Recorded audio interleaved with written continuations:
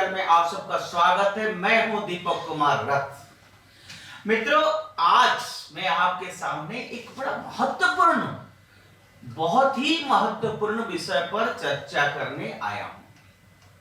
आज हम जो आपको बता रहे हैं वो आपकी आंख खोल देगा कि पिछली सरकारों ने धर्मनिरपेक्षता के नाम पर कितना धोखा किया है। मित्रों, आप सभी जानते हैं कि लोकतंत्र में सब कुछ बहुसंख्यक अल्पसंख्यक की अवधारणा से ही तय होती है। कोई छुपा हुआ बात नहीं है, ये सब आपको पता है। आप आजादी के बाद से जानते हैं कि हिंदू बहुसंख्यक है और मुसलमान अल्पसंख्यक। लेकिन क्या आप जानते हैं कि भारत में ऐसे ही जगह है जहां हिंदू अल्पसंख्यक हो गए हैं? भारत में ऐसे ही जगह है जहां हिंदू अल्पसंख्यक हो गए हैं। ठीक सुना आपने। क्या आप जानते हैं कि अल्पसंख्यक आयोग जो अल्पसंख्यकों के उत्थान के लिए बना था, वह तथ्यों को नहीं सामना, वो तथ्य को नहीं मानता है। अल्पसंख्यक आयोग या कैसा अल्पसंख्यक आयोग है, ये मेरा समझ की बाहर है और इसे क्यों बनाया गया यह मेरा समझ से परे है। इसका मतलब सिर्फ एक ही बात हो सकती है कि पहले की सरकारों में अल्पसंख्यकों को खुश करना चाहती थी, यानी वो केवल मुसलमानों को खुश रखना चाहती थी। आप कहेंगे कि मैं बयानबाजी कर रहा हूं, लेकिन आपको कुछ तथ्य आज आपके सामने ऐसा मैं रखने जा रहा हूं जिसको मेरे बताई हुई बात आपको समझ आएगा। मित्रों, भारत के 8 राज्यों में हिंदू संख्या में अल्पसंख्यक है हिंदू। और इन अल्पसंख्यक के जो राज्य है इनमें से कौन कौन सा है कि लक्षद्वीप है, नागालैंड है, मिजोरम है, मेघालय है, अरुणाचल प्रदेश है, मणिपुर, पंजाब, जम्मू कश्मीर, ये सारे हैं। यह मेरे राय नहीं है, ये डाटा मैंने नहीं बनाया, बल्कि यह 2014 की जनगणना का नतीजा है, जिससे पता चलता है कि हिंदू इन राज्यों में अल्पसंख्यक है, लेकिन इन्हें ऐसा नहीं माना जाता है। इसीलिए वो जो है ना, तकनीकी शिक्षा, जो टेक्निकल एजुकेशन, उसके बाद उसका प्राप्त करने वाले अल्पसंख्यक छात्रों को केंद्र सरकार द्वारा दी जाने वाली 20,000 जो स्कॉलरशिप होता है, स्टूडेंट स्कॉलरशिप, वो उसके पात्र नहीं है अल्पसंख्यक हिंदू। जब मैं आपको कहता हूं कि जम्मू कश्मीर में जहां मुसलमानों की आबादी 68% है, 753 में से 717 स्कॉलरशिप उन्हें दी जाती है, लेकिन हिंदू छात्राओं को एक भी नहीं दी जाती है। बताइए आप, तो आप मुझ पर विश्वास नहीं करेंगे। इन राज्यों में 1993 के अल्पसंख्यक समुदाय अधिसूचना पर अपने कार्यों का आधार रखते हैं, जो हिंदुओं को अल्पसंख्यक के रूप में सूचीबद्ध नहीं किया गया है। मतलब वहां हिंदू अल्पसंख्यक है, लेकिन अल्पसंख्यक के रूप में सूचीबद्ध नहीं करता है। आप क्या करेंगे जब मैं आपको बताऊंगा कि अंडमान में 97% आबादी मुसलमान है, लेकिन उन्हें अल्पसंख्यक का दर्जा प्राप्त है। ये बात आपको मालूम है? हिंदू को यहां दर्जा प्राप्त नहीं है, जो आबादी का केवल 2% है। भाई, वहां तो 2% हिंदू है ना, उनको क्यों वो दर्जा नहीं मिलता है अंडमान में? आप क्या कहेंगे?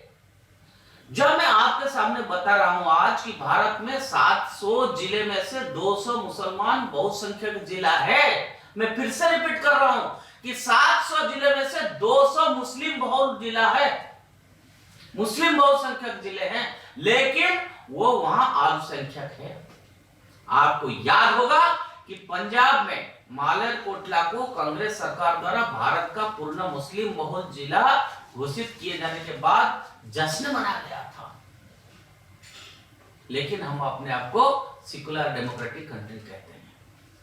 ठीक है, अब हम असली बात पर वापस आते हैं।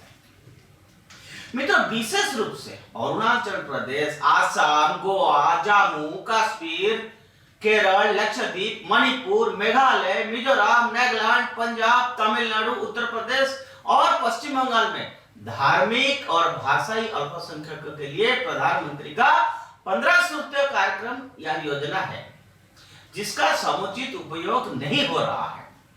राज्य स्तर पर अल्पसंख्यकों की पहचान और गैर अधिसूचना के कारण हिंदुओं के सही हिस्से को गलत तरीके से समाज के अयोग्य वर्गों के लिए अलग किया जाता है, उनको अयोग्य वर्ग बोला गया है। हालांकि अनुच्छेद 25-30 द्वारा संरक्षित अल्पसंख्यकों के अधिकारों की रक्षा के लिए राज्य स्तर पर धार्मिक और भाषाई अल्पसंख्यकों की पहचान करना और उन्हें सूचित करना सरकार की जिम्मेदारी होती है। क्यों नहीं करती है?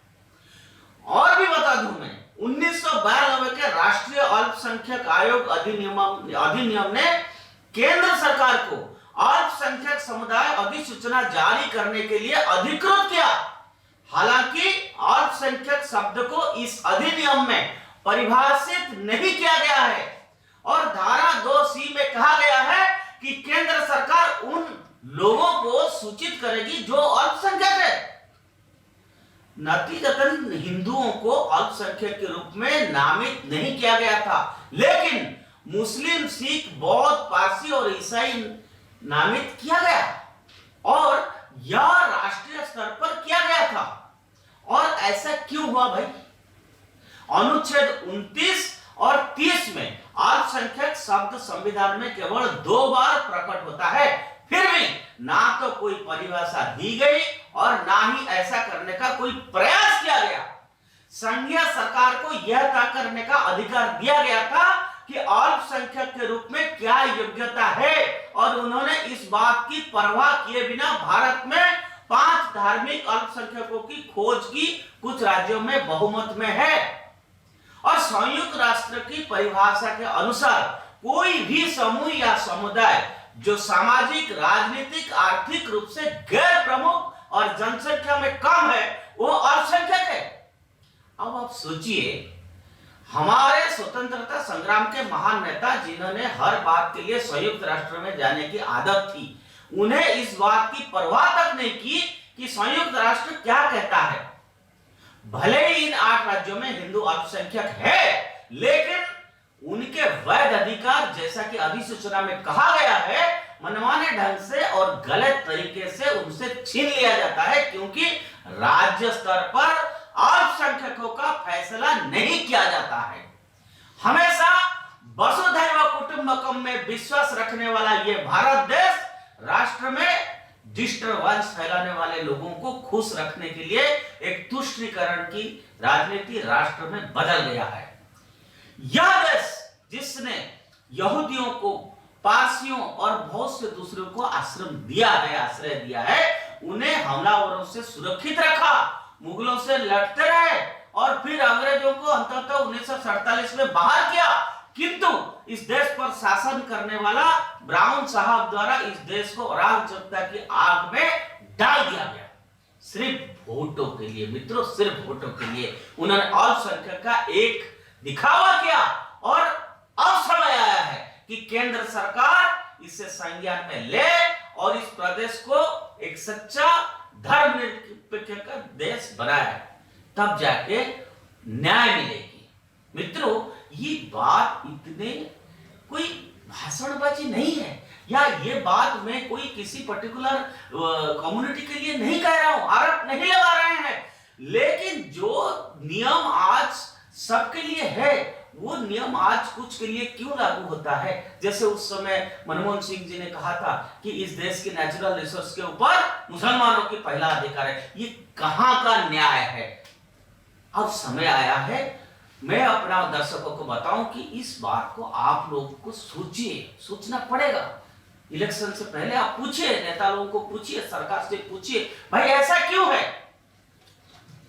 ये बड़ा गंभीर विषय है, इसीलिए ये बात मैं आपके सामने रखा और मैं सोचता हूं ये बातें अगर आपको अच्छा लगे तो आप हमारे से जुड़े रहिएगा, उदय इंडिया सब्सक्राइब करिएगा। और आप उदय इंडिया का सब्सक्राइब करने से आपको देश के प्रति एक सच्चा सच्चा देश प्रेम वाली सच्चा पत्रकारिता का जो फैक्ट होता है, वो फैक्ट उदय इंडिया हमेशा देश के सामने यानी आपके सामने रखता है। भारत माता की जय।